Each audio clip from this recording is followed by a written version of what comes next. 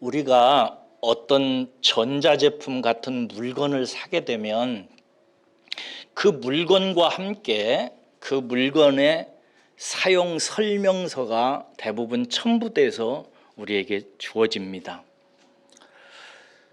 제품 사용 설명서 내용은 그 속에 그 제품이 어떻게 구성되어져 있는지가 나와 있어요. 그리고 그 다음에 구성된 그 부품들이 어떤 기능을 하는지가 설명되어져 있습니다. 그리고 그 기능을 잘 활용하기 위해서 어떻게 사용해야 되는지에 대한 사용법이 거기에 나와 있습니다. 여러분들은 예를 들어서 핸드폰 같은 제품을 사면 그 사용 설명서를 꼼꼼하게 잘 읽으십니까? 별로 안 읽지요. 그렇습니다. 저도 웬만한 제품을 사서는 그렇게 자세히 안 읽습니다.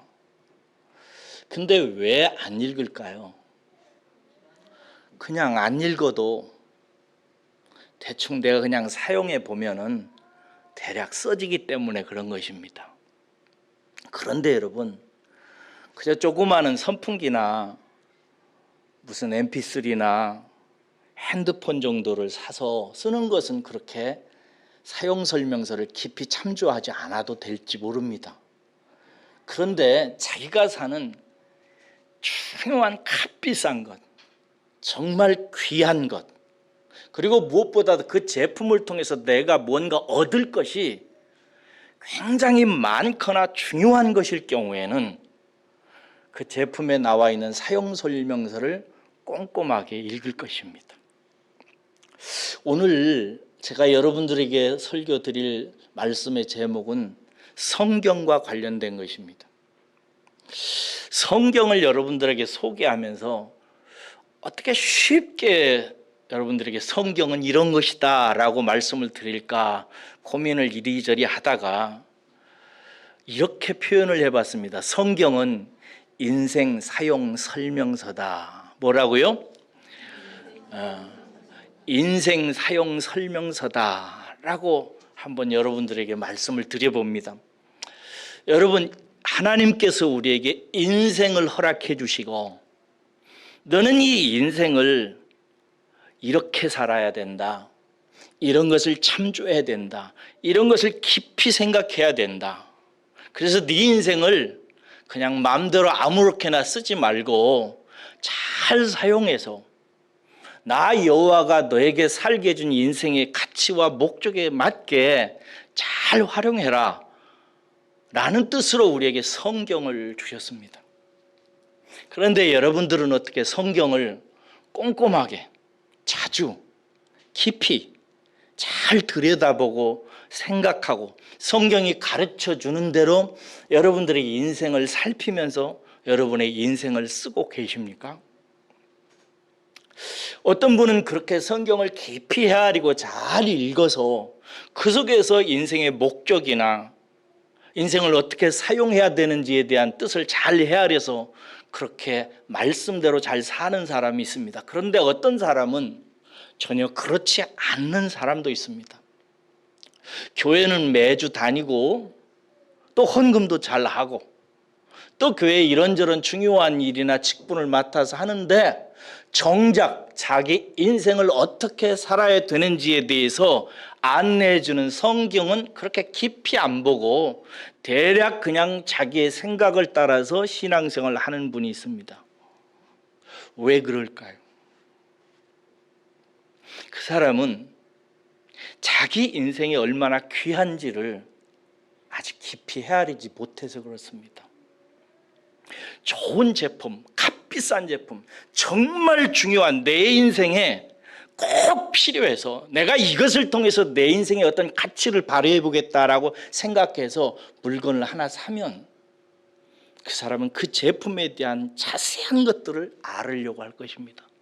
제가 한 12, 13년 전에 사진을 좀 시작하고 나서 2, 3년 되던 해에 돈을 계속 있는 대로 모으기 시작했습니다. 그래가지고 한 300만 원 정도를 모았어요. 진짜 어렵게 모았습니다. 모아가지고 그것으로 당시에 소니라고 하는 카메라 회사에서 나온 좀 고급 기종의 카메라를 샀습니다. 그 카메라를 산 후에 저는 그 카메라에 붙어온 카메라 사용 설명서를 꼼꼼하게 한 7번인가 8번을 계속해서 읽었습니다. 읽을 뿐만 아니라 그것을 따라서 같이 해보고 분해해보고 거기서 지시하는 대로 작동해보고 꽃을 찍을 때 어떻게 해야 아름다운지, 빛이 앞에서 있을 때는 어떻게 조절을 해야 되고 빛이 뒤에서 비칠 때는 어떻게 해야 되고 가까이 찍을 때는 어떻게 해야 되고 어두울 때는 그 값을 어떻게 설정해야 되고 이런 것을 다 공부했습니다. 왜 그러냐? 제가 그 값비싼 카메라를 살 때에는 그저 그냥 핸드폰으로 사람들이 찰칵찰칵 찍는 것처럼 그런 사진을 원하지 않았습니다. 정말 괜찮은 사진, 한번 내 마음속에 있는 정서의 세계를 한번 제대로 표현해보자, 작품 같은 한번 사진을 찍어보자 하는 목적과 기대가 있었기 때문입니다. 그래서 어떻게 된지 아세요? 제가 입상을 여러 번 했습니다. 나중에 상금도 엄청 많이 탔습니다. 제가 제일 많이 받은 상금이 한 500만 원 받은 적도 있습니다. 그렇게 상금을 탔어요. 여러분, 인생도 마찬가지입니다. 어떤 사람은 자기 인생을 그냥 그럭저럭 내 생각대로 살아야지 하는 사람이 있어요. 그냥 어떤 사람이 가르쳐준 대로, 다른 사람이 가는 대로 그냥 살면 되는 거지. 열심히 살면 되지. 거짓말 안 하면 안 하고 살면 되지. 하나님께 충성스럽게 살면 되지라고 그냥 나름대로 생각하고 인생을 살아가는 사람이 있어요. 그런데 어떤 사람은 내 인생 한 번밖에 없잖아요. 2번 사는 사람 없어요.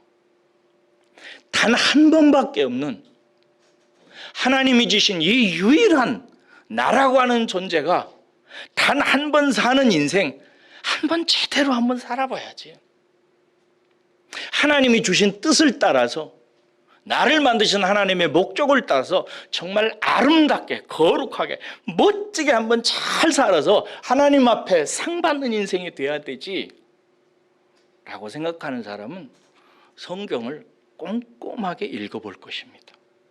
왜냐하면 성경은 하나님이 한 번밖에 없는 나라고 하는 소중한 인생을 어떻게 사용해야 되는지를 설명해 주는 인생 사용 설명서이기 때문입니다. 어떤 사람은 이렇게 생각할 수 있어요. 어떻게 성경이 하나님이 우리에게 주신 인생 사용 설명서냐고, 성경이 사람들이 쓴 책 아니냐고 물을지도 모르겠습니다. 여러분들은 어떻게 생각하세요? 성경이 사람이 쓴 책입니까? 맞아요. 사람이 쓴 책입니다. 모세오경, 창세기, 출애굽기, 레위기, 민수기, 신명기, 모세라는 사람이 썼습니다. 여호수아서, 여호수아라는 사람이 썼습니다. 이사야서, 이사야가 썼어요. 에스겔서, 에스겔이 썼어요. 마태복음 누가 썼게요? 잘하네. 누가복음은요? 누가가 썼어요. 누가 썼는지 모르겠는데 누가가 썼대요. 요한복음은 요한이 썼어요. 다 사람이 썼어요. 그런데 여러분, 지금부터 저하고 함께 생각해 봐요. 이 성경이라고 여러분들이 지어진 책은 사람이 썼어요. 그런데 이 성경을 쓴 사람들이 모두 몇 명이냐면요, 대략 한 40명이에요. 한 사람이 쓴 게 아니라 40명이 썼어요. 잘 생각해 보셔야 됩니다. 40명이 썼어요. 그러면 이 40명이 이 성경책을 쓸 때 같은 시간에 같은 장소에 모여가지고 함께 우리가 뭐에 대해서 같이 쓰자라고 한 것이 아니고 각기 다른 시대에 다른 장소에서 살고 있었어요. 성경이 쓰여진 시간을 정해보면요, 기원전 1400년대부터 기원 후 한 100년까지 한 대략 1500년 동안 쓰여졌어요.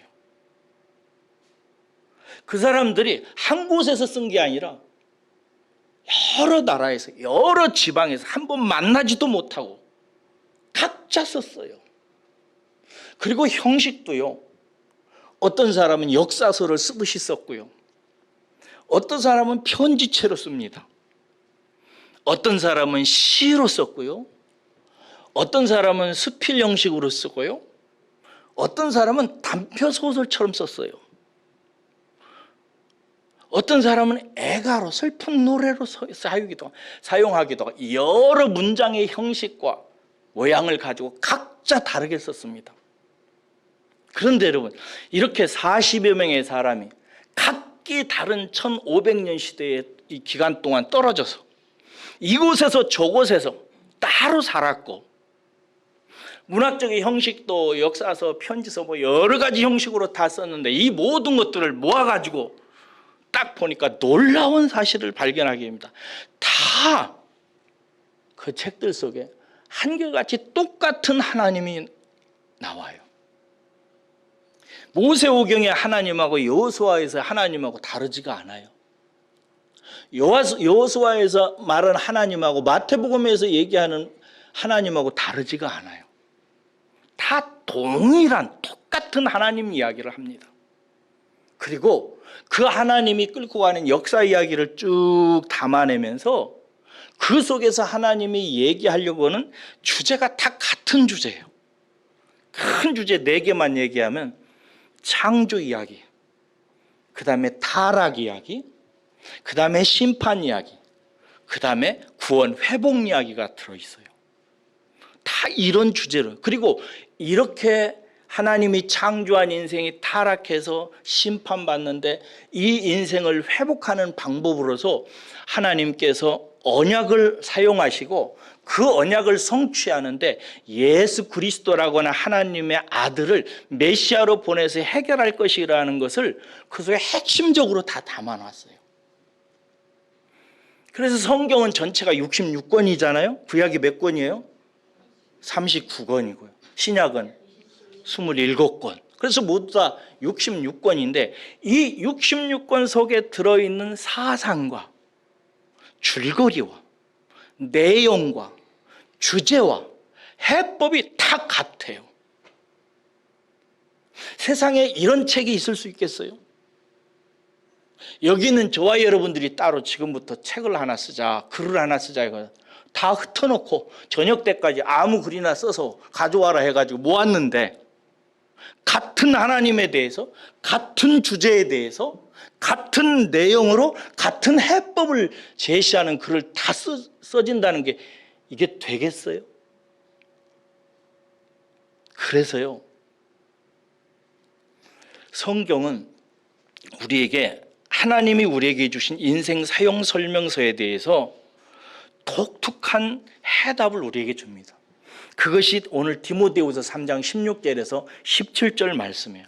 왜 이럴 수 있는가?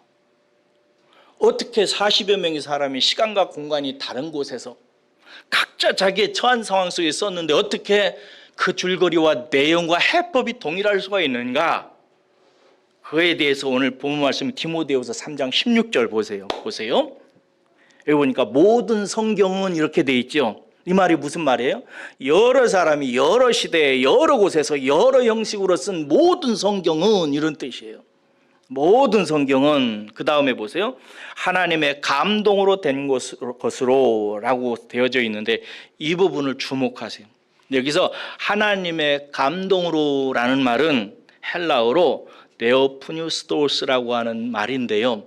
이 말은 두 말이 합해졌어요.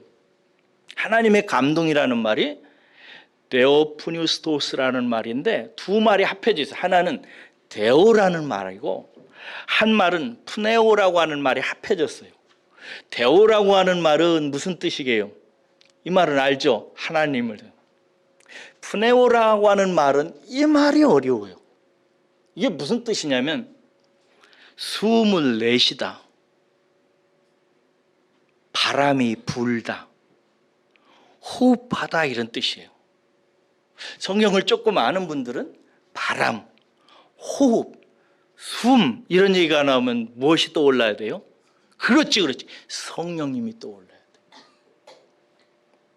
돼요. 이 말은 하나님이라고는 성령님이 뭘 하시는 얘기를 하는 거예요. 근데 여러분, 하나님이 숨을 쉬고 호흡하고 바람이 불고 이것을 여러분이 한글로 번역을 한다면 뭐라고 번역하겠어요? 이걸 그대로 쓸 수가 없잖아요. 뭐라고 한 단어로 얘기해야 되는데. 그래서 우리가 읽은 성경에는 뭐라고 되어 있어요? 하나님의 감동이라고 되어 있다고요. 이 감동이라는 말로 이 헬라 말을 다 번역하기에는 너무 부족해요. 근데 그래도 조금 더 좋은 번역을 찾으려면은 옛날 개역 개정판에 영감이라고 하는 그 단어로 번역했어요. 영감이 할머니의 남편이 영감이 아니고 영어로 말하면 inspiration of God이에요. inspiration of God. 그런데 inspiration이라고 하는 이 단어는 무슨 뜻에서 왔냐면 inspire라고 하는 단어예요. 이 단어는 무슨 뜻이냐면 뭘 하도록 고취시키다. 무언가를 불어넣다. 그러니까 뭔가에 대한 아이디어, 영감을 주다 이런 뜻이에요. 이게 무슨 뜻이냐면 하나님의 영감이라는 것은 무슨 뜻이냐면 성령 하나님께서 무언가를 하도록 고취시키는 거예요. 그렇게 막 하도록 밀어붙이는 거예요. 그리고 무엇을 할 것인가에 대해서 생각하도록 뭔가를 불어넣으시는 거예요. 그리고 어떻게 하나님에 대해서 역사에 대해서 쓸 것인가에 대한 영감, 아이디어들을 불어넣었다는 뜻이에요. 그러니까 이 모든 것은 이런 뜻을 가지고 있어요. 성경은 하나님께서 특별히 성령께서 부른 어떤 한 사람 한 사람을 불러가지고 그들에게 성경을 쓰도록 하나님에 대해서 쓰도록 영감을 불어넣으신 거예요. 고취시킨 거예요. 그리고 써야 될 것을 생각나게 하시고 떠오르도록 불어넣으시고 그리고 그것을 어떤 형식으로 쓸 건지 어떤 내용으로 쓸 것인지에 대한 아이디어와 영감을 불어넣어서 성경이 만들어졌다는 뜻이에요. 그렇기 때문에 40여 명의 사람이 시대와 장소가 다르고 문학 형식이 다른데도 불구하고 딱 모아놓고 보니까 마치 한 사람이 쓴 것처럼 써진 거예요. 그러므로 성경의 1차적인 저자, 성경을 쓴 사람은 첫 번째는 사람이지만 그러나 진정한 저자, 참된 저자는 누구라는 얘기예요? 하나님이라는. 하나님이 모세도 부르고 여호수아도 시키고 에스겔도 시키고 요한과 마태도 시켜서 그들에게 고취시키시고 뭔가를 불어넣으시고 아이디어를 떠오르게 해주셔서 기록하게 한 책이 바로 성경책이라는 거예요. 그래서 칼빈은 이런 말을 합니다. 성경 전체가 하나님의 주도적인 영감으로 생겼고 죄인을 온전하게 구원하시려고는 하나님의 영적 주도권이 그 속에 내포되어져 있다. 이렇게 돼요. 실제 성경을 쓴 실제 저자는 하나님이시고 하나님이 주도적으로 성경을 만드셨다는 이야기인 것입니다. 그러므로 사랑하는 여러분, 성경은 사람이 썼지만 하나님께서 그 사람들에게 영감을 불어넣으시고 고취시키고 아이디어를 떠오르게 하셔서 우리 인생이 어떻게 살아야 되는지를 가르치시기 위해서 우리에게 허락해 주신 하나님의 놀라운 선물이라고 하는 사실을 여러분 마음속에 새기고 믿으시기를 주의 이름으로 축원합니다. 그러므로 우리는 여러분 이 하나님의 영감으로 되어진 이 성경에 대한 분명한 자각과 깨달음이 있어야 됩니다. 그래서 신학자들이 성경을 뭐라고 이름을 붙이냐면요, 정경이라고 이렇게 했어요. 뭐라고요? 정경. 정경의 뜻 아세요? 정경이라는 말은 영어로 캐논이라는 뜻이에요. 아까 제가 카메라 회사 소니 얘기했는데 캐논에서도 또 카메라 나오죠. 캐논이라는 일본의 카메라 회사에서 그 말을 썼어요. 근데 캐논이라고 하는 뜻은 뭐냐면 원래는 잣대라는 뜻이에요. 자, 뭔가 센치나 미터나 밀리미터를 잴 때 기준으로 삼는 나무 자를 캐논이라고 그래요. 근데 이 말이, 이 잣대라고 하는 말은, 캐논이라는 말은 무슨 뜻이냐면 어떤 현상이나 문제를 해결하는 기준 혹은 규범이라는 뜻을 갖고 있어요. 뭐라고요? 어떤 현상이나 문제를, 우리가 살아가다 보면 어떤 현상을 늘 경험해요. 이런 현상을 해석하고 또 문제를 발견한단 말이에요. 이런 문제를 풀어내는 규범이나 기준을 의미해요. 하나님께서 성경을 우리에게 캐논으로 주셨다고요. 정경으로 주셨어요. 뭐하라고? 너희들이 살아가면서 여러 가지 현상을 보게 될 것이다. 나 여호와 하나님이 내 주변에서 일하면서 여러 가지 일들이 일어나는 것을 네가 보게 될 것이다. 구름이 일어나고 물이 흘러가고 자식이 속을 썩이고 남편과 갈등하고 네 몸이 아프고 되어지는 일이 없고 여러 가지 현상들이 있을 것이다. 이런 현상들을 이 캐논 성경을 통해서 해석하고 또 살다 보면 이런 문제 저런 문제 고통이 따를 것이다. 그런 거 오거든. 그런 문제를 풀어내고 해결하는데 네 인생 사용 설명서인 이 캐논 성경을 통해서 문제를 풀어내는 사람이 되라고 준 거예요. 그래서 여러분, 우리는 살아가면서 별별 것을 다 봅니다. 뉴스를 보면은 별 얘기가 다 들려오고요. 자연을 보면 별 현상들이 다 일어납니다. 내 곁에 있는 사람이 내가 살아가면서 별걸 다 구경하게 돼요. 그 모든 현상들을 해석하는 기준이요 규범이 뭐라고요? 성경이라요.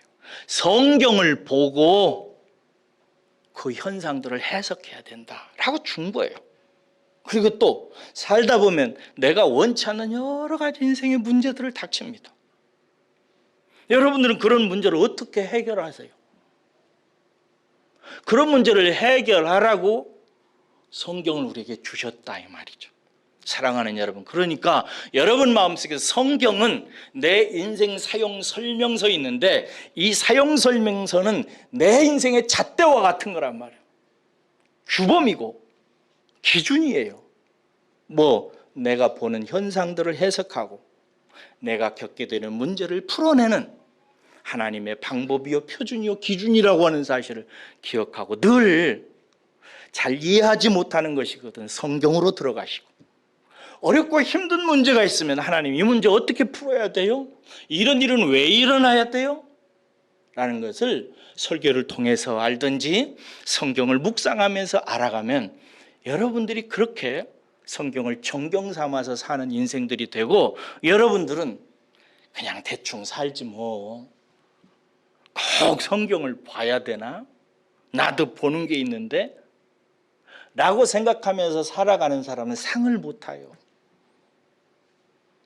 해석을 엉뚱하게 하고요. 문제를 이상하게 풀기 시작하고서 인생이 더 꼬이고 힘들어져요.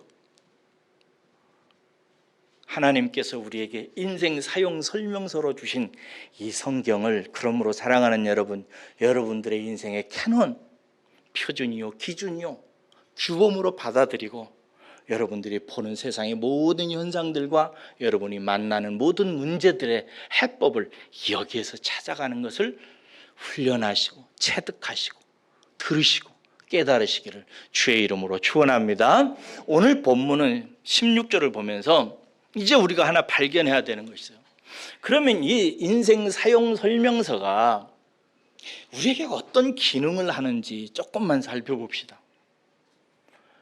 이 성경이라고 하는 인생 사용 설명서는 인생을 제대로 사용하게 하기 위해서 수많은 것들을 가르쳐요. 하나님이 어떤 분이신지, 하나님의 일으키는 역사들이 무엇인지, 역사의 목적은 무엇인지, 나는 왜 태어났는지 별별 것에 대한 다 해답과 기준을 제시합니다. 그런데 그거 다 하다 보면은 너무 길어지니까 오늘 본문 말씀에 나와 있는 것만 가지고 잠깐 살펴보겠습니다. 우리 16절 읽어보겠습니다. 16절입니다. 시작. 모든 성경은 하나님의 감동으로 된 것으로 교훈과 책망과 바르게 함과 의로 교육하기에 유익하니. 아멘. 여기 16절에는 하나님의 감동으로 된 모든 성경이 우리에게 어떤 기능을 하는지, 이게 사용 설명서 속에는 기능이 있다고 그랬죠. 그 기능이 뭔지를 네 가지로 설명해요. 첫째는 뭐예요? 성경은 우리에게 교훈하는 것. 두 번째는 뭐예요? 책망하는 거예요. 꾸짖는 거예요. 세 번째는 뭐예요? 바르게 하는 거예요. 네 번째는 의로 우리를 교육시켜요. 어린아이를 교육시키듯이. 자, 이 뜻을 가만히 생각하면, 첫째, 우리가 성경을 가까이 대하고 읽게 되면 성경이 우리의 귀를 통해서 마음으로 들어와서 하는 첫 번째 일이 뭐냐면 우리를 교훈해요. 교훈이라는 말의 뜻은 이런 뜻이에요. 사람이 반드시 알아야 되고 행해야 되는 바른 도리를 말해요. 사람으로서, 하나님의 창조된 피조물로서 반드시 알아야 되고 행해야 되는, 걸어야 되는 인생의 도리를 설명해 주는 거예요. 우리는 성경을 읽으면 하나님께서 그걸 알려줘요. 너는 반드시 이거 알아야 돼. 이게 중요하다. 그 도리를 알려줘요. 이게 하나님의 형상으로 태어난 우리들이 반드시 알고 행해야 되는 도리 중에 도리는 뭘까요? 맞추는 사람에게 제가 다음 주에 상을 주겠습니다. 뭘까요? 아무도 모르는구나. 믿음이에요. 하나님이 우리에게 요구하는 것은 여러 가지다? 아니, 하나요. 뭐예요? 믿음이에요. 믿음. 성경을 통해서 하나님께서 우리에게 주시는 제1 교훈은 뭐냐면 너는 믿음으로 살아야 돼. 나 여호와 하나님을 신뢰하고 살아라. 이거예요. 이걸 발견하게 해줘요, 성경은. 두 번째는 우리 책망이에요. 책망은 뭐예요? 믿음대로 살지 못했다는 뭐 이런 얘기겠죠. 그런데 여기에서 책망이라는 단어는 이 헬라어가 어디서 쓰는 단어냐면 재판할 때 사용하는 단어예요. 그러니까 단순한 책망이 아니라 유죄 판정의 사형 선고를 말하는 단어예요. 그게 우리가 성경을 읽게 되면 어떤 결과가 나는, 너는 믿음으로 살지 않았어. 네 믿음은 합격이 아니야. 너 믿음은 형편없어. 너는 사실은 나 하나님을 신뢰하지 않아. 너 왜 두려워해? 너 마음속에 염려와 걱정이 가득하잖아. 왜 혹은 날 불평하며 살아? 왜 이렇게 잠을 못 자? 이 모든 것들은 다 믿음과 관련된 거예요. 이런 책망을 받아요, 우리는.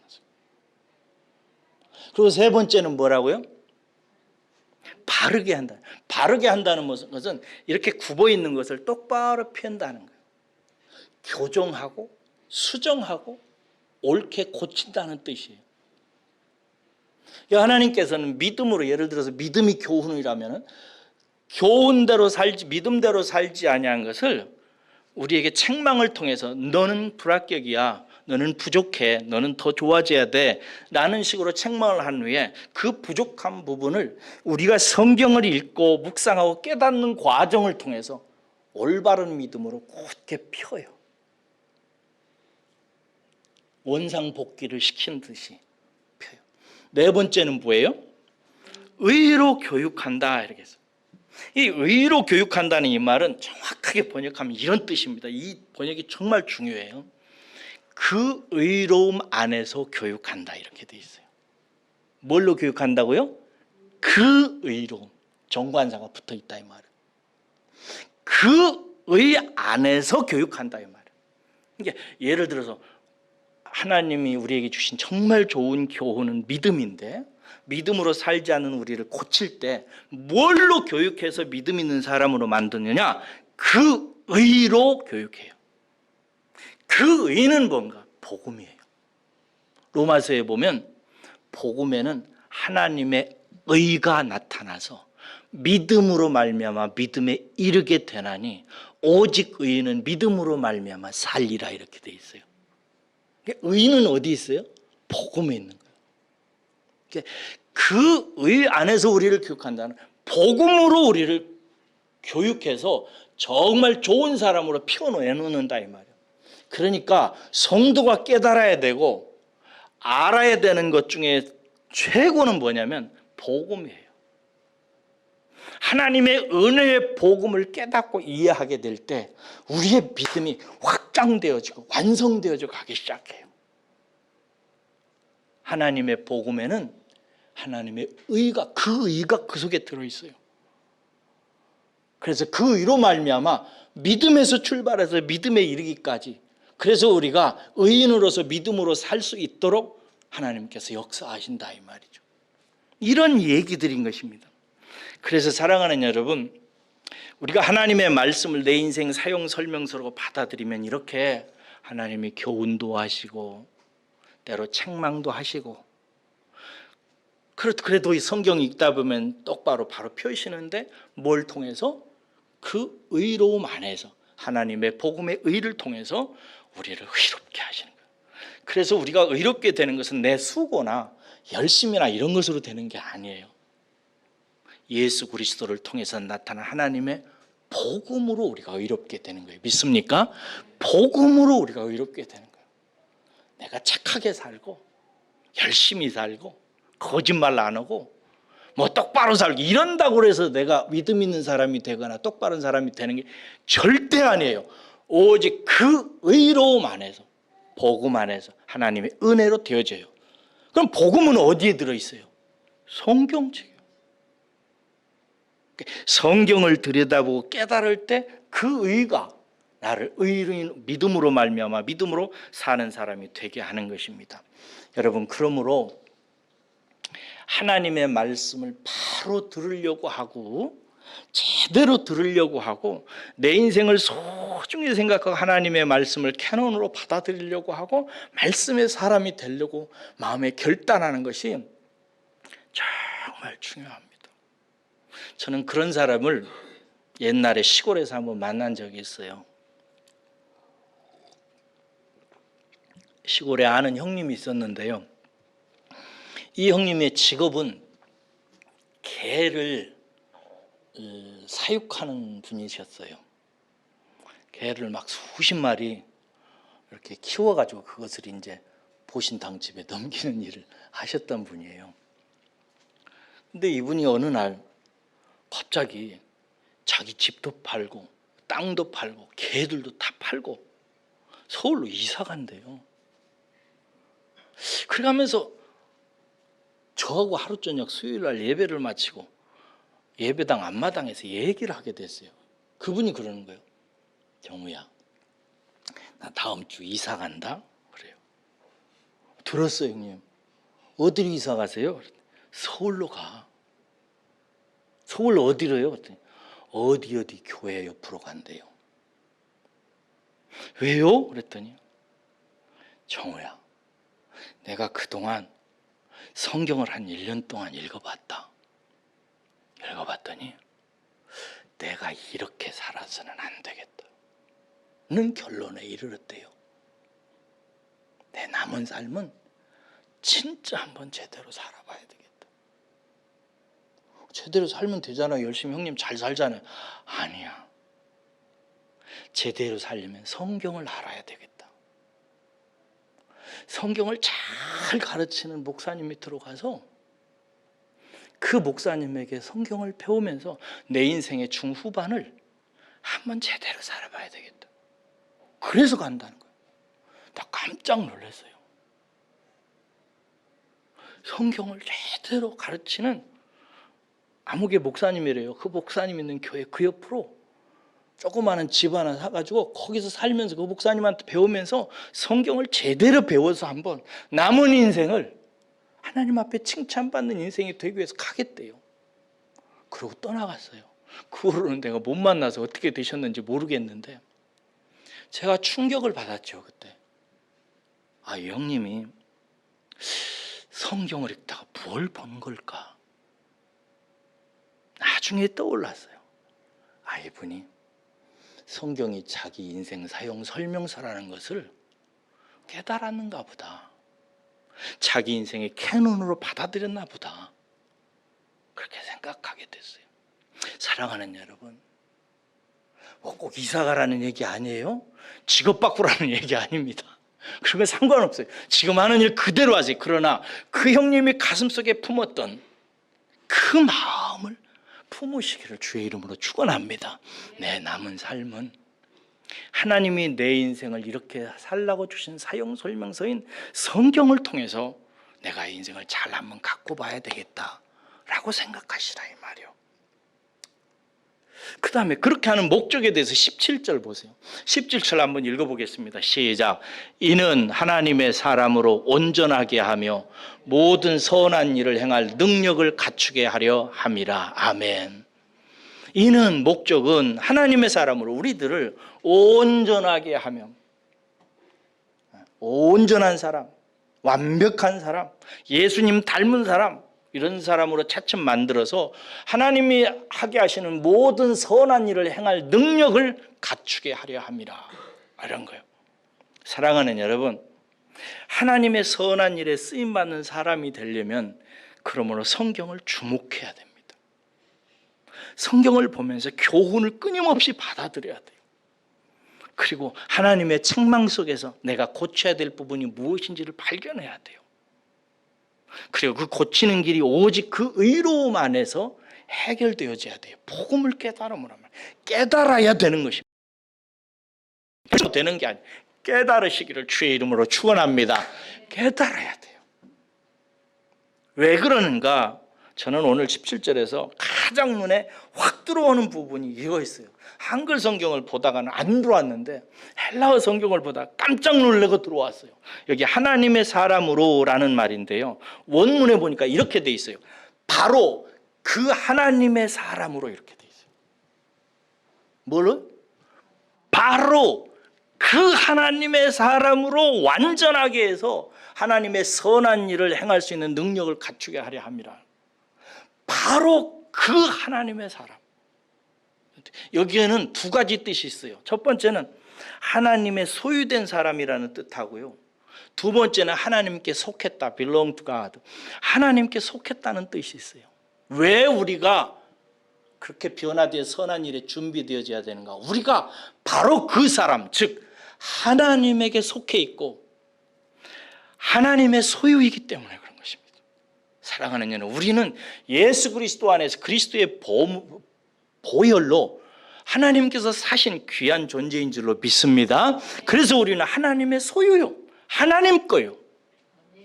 하나님 거기 때문에 하나님의 일을 하면서 살아가야 돼요. 하나님의 일을 하는 까닭은 내가